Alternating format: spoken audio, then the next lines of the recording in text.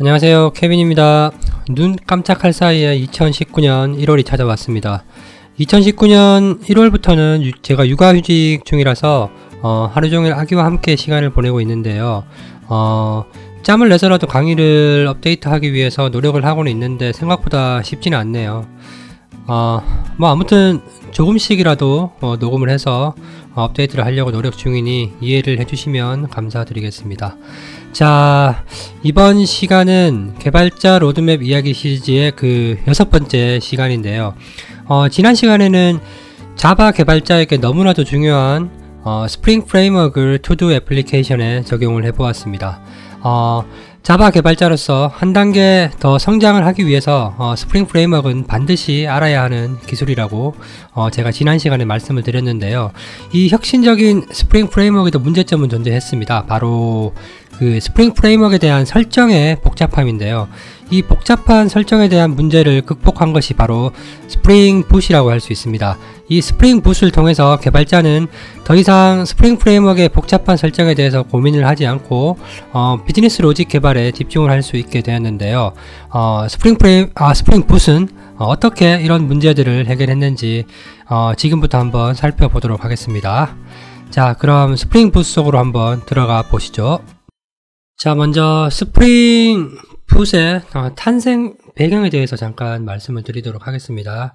앞서 말씀드렸다시피 스프링 프레임워크는 자바 개발자라면 반드시 배워야 되는 기술이라고 말씀을 드렸습니다. 하지만 이런 스프링 프레임워크를 개발자가 사용을 하기 위해서는 복잡한 구성 작업을 해야 되는 문제점이 있습니다. 예를 들어서 web.xml 설정을 해야 되고요. 그리고 디스패처 서블릿 설정도 해야 되고요. 그리고 메이븐이나 그레이드를 사용을 해서 프로젝트 의존성을 관리하는 설정도 해야 됩니다. 또한 스프링 MVC 같은 그런 기능을 사용하기 위해서는 명시적으로 XML이나 자바로 구성을 해야 되는 이런 문제점이 존재를 했는데요. 이 스프링 붓은 비즈니스 로직을 제외한 이런 스프링에 대한 구성을 스프링에게 맡겨버리자라는 게 스프링 붓의 핵심입니다. 어떻게 스프링 붓이 이런 복잡한 구성 작업을 하는지에 대해서는 다음 장에서 살펴보도록 하겠습니다. 자, 스프링 붓의 핵심 기능을 크게 4가지로 나눌 수가 있습니다. 스타터 의존성, 그리고 자동 구성, 그리고 스프링 붓 CLI, 액추에이터, 이렇게 크게 4가지로 나눌 수 있는데요. 저희는 스타터 의존성과 자동 구성에 대해서만 이번 시간에 살펴보도록 하고, 스프링 붓 CLI와 액추에이터 관련돼서는 스프링 붓에 관련된 강의를 참고하시기 바랍니다. 간단하게 말씀드리면 스프링 붓 CLI는 커맨드 라인 명령줄이죠. 커맨드 라인 인터페이스에서 스프링 붓을 구성을 할 수 있고 또한 스프링 붓을 통해서 애플리케이션을 실행도 할 수 있고 배포도 가능한 그런 명령어들의 조합이고요. 그리고 액추에이터는 스프링 붓으로 구동한 애플리케이션을 모니터링 할 수 있는 그런 기능이 추가가 되었습니다. 자세한 내용들은 스프링 붓의 강의를 참고하시기 바랍니다. 자, 저희는 스타터 의존성과 자동 구성에 대해서 살펴보도록 하겠는데요.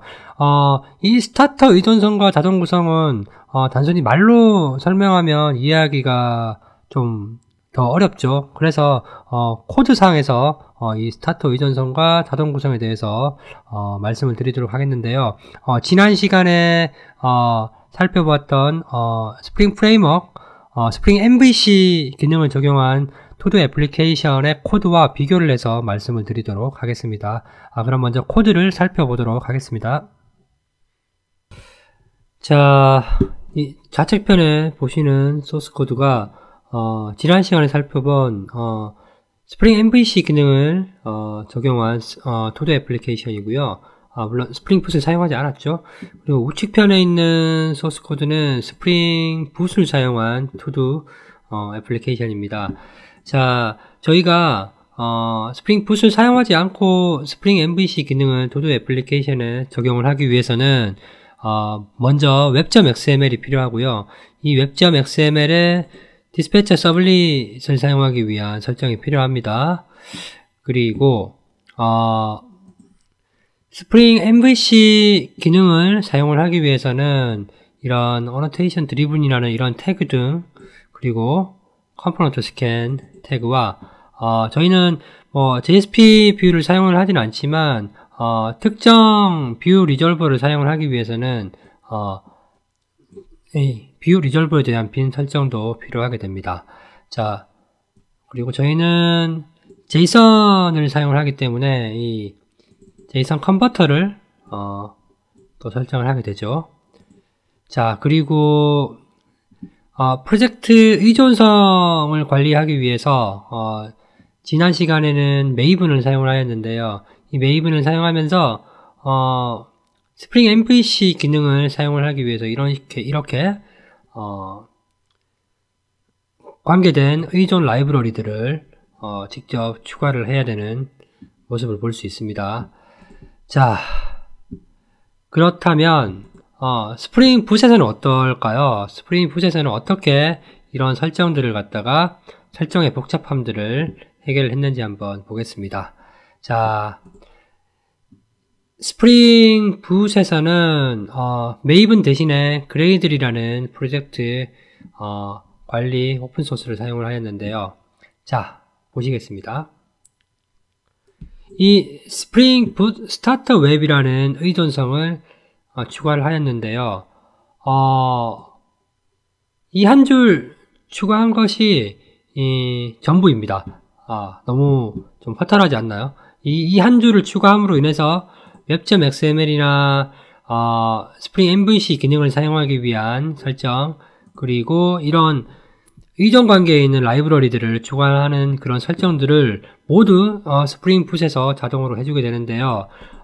특별히 스타터 의존성이라는 의미는 보시면은 스프링 붓 스타터 보이시죠?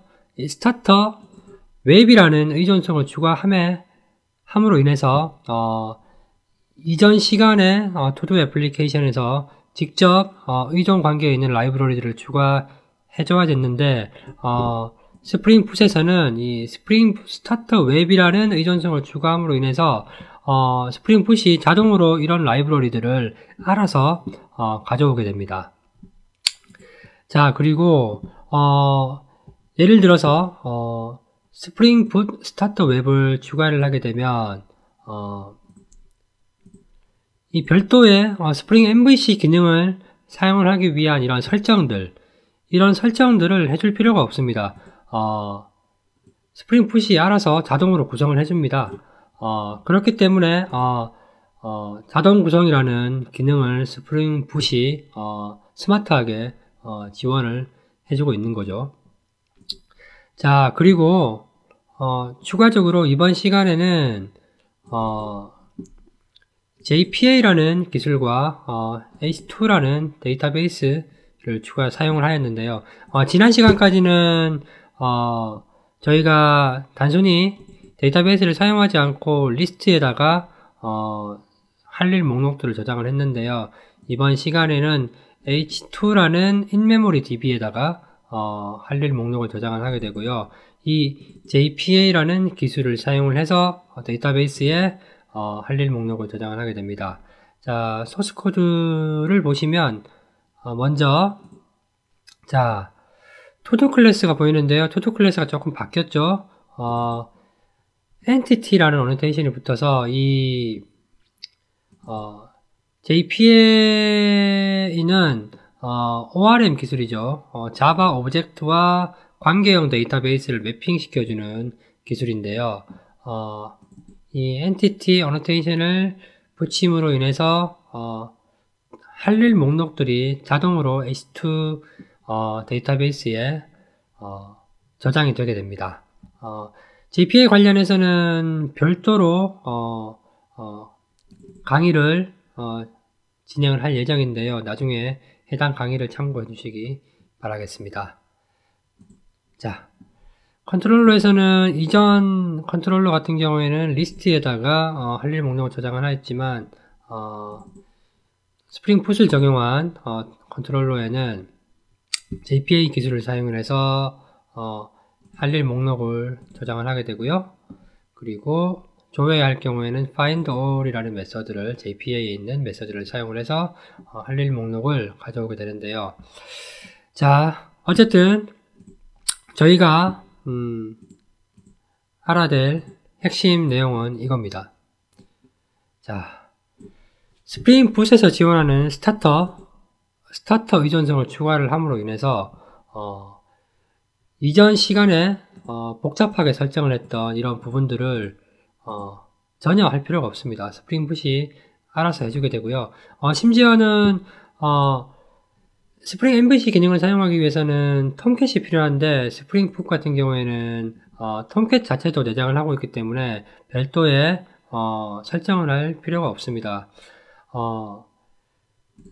자바 개발자들이 단순히 스프링 MVC 기능을 사용을 하면서 설정의 복잡함 때문에 큰 벽에 부딪히곤 했는데 스프링 풋을 사용함으로 인해서 그런 문제를 완전히 해소를 하게 되었습니다. 자, 6번째 투두 애플리케이션에서 선정된 기술을 살펴보도록 하겠습니다. 당연히 스프링 풋이죠. 이 스프링 풋은 스프링 프레임워크를 사용한 개발에 있어서 사실상 표준이라고 보실 수 있겠습니다. 반드시 알아야 되는 기술이라고 볼 수 있겠고요. 그리고 앞서 간단하게 살펴보았는데 이 JPA라는 ORM 매핑 기술은 자바 개발자가 객체 지향적으로 소스 코드를 구현을 할 때 필요한 데이터 액세스 기술이라고 볼 수 있습니다. 개인적인 생각으로는 JPA라는 기술을 반드시 알아두면 조금 더 한 단계 성장한 개발자가 될 수 있지 않을까라는 생각을 해봅니다. 그리고 H2라는 데이터베이스 자체를 구체적으로 알 필요는 없지만 인메모리 DB, 즉 애플리케이션을 실행을 하고 저장을 한 다음에 애플리케이션이 중지가 될 경우에는 저장된 데이터가 사라지게 되죠. 인메모리 데이터베이스이기 때문입니다. 추후에 단위 테스트를 사용을 할 때, 단위 테스트를 작성을 할 때 H2 같은 인메모리 데이터베이스를 사용을 하면 데이터 액세스에 대한 테스트를 원활하게 진행을 할 수 있게 되겠습니다. 자, 이번 시간에는 스프링 풋에 대해서 살펴보았습니다. 다음 시간에는 개발자 로드맵 그 마지막 이야기로 다시 프론트엔드 쪽 기술을 살펴보면서 개발자 로드맵 시리즈를 마무리하도록 하겠습니다. 저희 컨텐츠는 IT 빌리지 블로그에서도 다시 확인을 하실 수 있습니다. itbillige.ststory.com으로 오시면 좀 더 상세한 정보들을 확인을 하실 수가 있겠습니다. 자, 그럼 저는 다음 시간에 개발자 로드맵 마지막 이야기로 찾아뵙도록 하겠습니다. 다음 시간에 뵙도록 하겠습니다. 감사합니다.